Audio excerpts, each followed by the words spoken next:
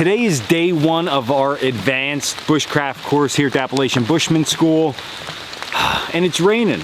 It's raining, it's pouring, it's not supposed to let up at all, but they're advanced bushcrafters, they will be fine.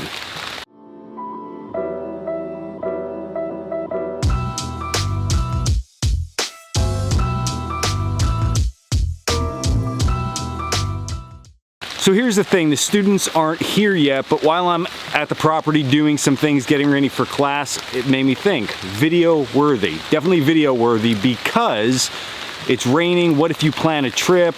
What do you do when you get into camp? It's a question we get asked all the time. Okay, so sometimes it's unavoidable. You had this trip planned and you're going out. Now, we're not talking survival here. What we're talking about is that you were planning this camping trip, this bushcraft adventure, whatever kind of trip it was, you're gonna be staying outside. The weather turns bad. Should you cancel? What should you do? So there's a really easy thing that I like to follow along for myself when I go into a camp like this. And this works not only in the rain, but also in cold weather, like snow, any kind of adverse weather, I usually follow this. So number one, we already know when we're going out that it's going to be raining, it's going to be just an absolute mess out, so we should be dressed appropriately. We should have rain gear on, and in my case today, okay, I'm a little bit overdressed, and what I mean by that is it's around 42 degrees right now. I know it's going to get colder through the weekend, so I have my raincoat on, I have a hoodie on, I have a thermal on, but then I also have my pants and I also have a thin base layer. Now I can deal with the cold pretty well, but I think it is important, especially in weather like this, that we look ahead. So I know that it's probably going to get colder. I know I'm going to be a little bit wet, a little bit damp due to the circumstances that I'm dealing with. So I'm going to dress warmer. I can always take some of these layers off, but if I don't have them, I can't put them on. And when you get cold, it really ruins a trip quick. So the first thing is we want to dress appropriately. We want to have the right amount of clothes with us.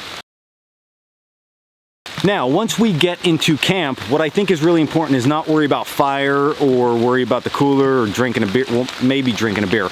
But what we really want to focus on is ourselves, because we're the construction crew, we're the host, and we are the guest. We need to build the shelter because we're the ones staying in the shelter, and we need to make it comfortable for us. So you come first when you get into camp. So we want to take into consideration the 5 W's.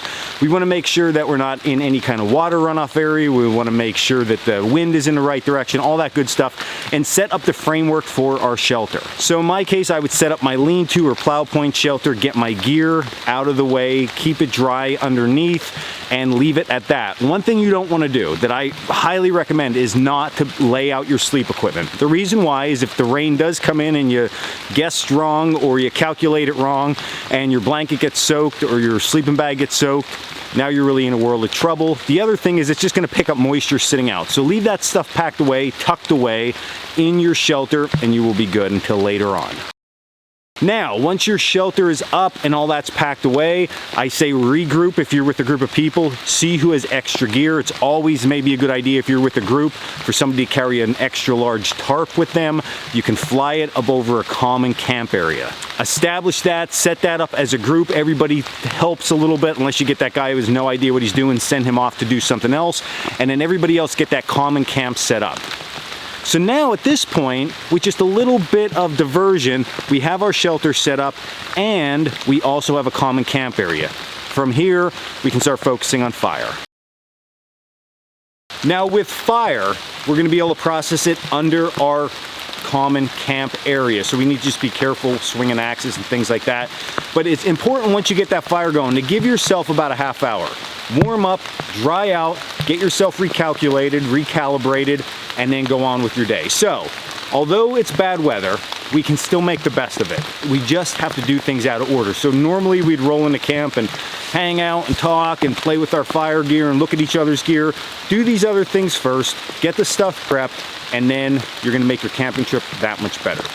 So not like a hard skill today I didn't teach, but I think that's an important lesson to teach because it's a lot of times I hear people, they cancel trips all the time because of weather, when the reality is you can really have a fun time and make really good fun memories with all your other campmates in adverse weather, just teaming up and having these few little tips in your back pocket. So tools for the toolbox. So don't cancel your trip next time. Definitely go out and have fun with it, or come to one of our classes. We guarantee it'll rain. This was Dan Wolwack with Coalcracker Bushcraft. As always, check us out at coalcrackerbushcraft.com. bushcraft.com. And until next video, stay in the woods. I'm gonna try to kick the camera. Ready?